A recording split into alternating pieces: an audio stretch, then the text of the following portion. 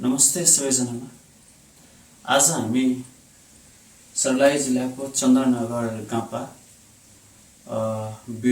बिर्ता टोल वडा नम्बर 2 मा बस्ने दिपेश भाइले आफ्नो मेहनतबाट अहिले लगभग धेरै अनाथ बालबालिकालाई पढाइराखेको छ। उहाँलाई म बधाई दिन चाहन्छु कि यस्तो सानो उमेरमा उहाँले धेरै जसो गरिब र दलित अपाङ जस्ता बालबालिकालाई पढाइराख्नु भएको छ। र उहाँको सम्पर्क मेरो सम्पर्क उहाँको सम्पर्क फेसबुकबाट भयो।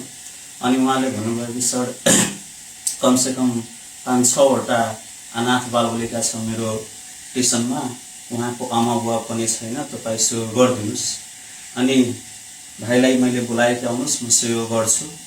अनि त्यो अनाथ बालबालिकाको लागि 6 वटा अनाथ बालबालिकाको लागि यो बेग छ। उहाँलाई बेग, त्यसपछि कटर पेन्सिल, त्यस्तै उहाँहरूको लागि यो अल इन वान बुक त्यो सबै उहाँलाई हामीले सहयोग गरेछौँ। त्यसपछि उहाँहरूको लागि कमसेकम 1-2 महिनासम्मको 4-5 वटा अनाथ बालबालिकाको लागि 1-2 महिनासम्मको कपी पनि सहयोग गरेछौँ।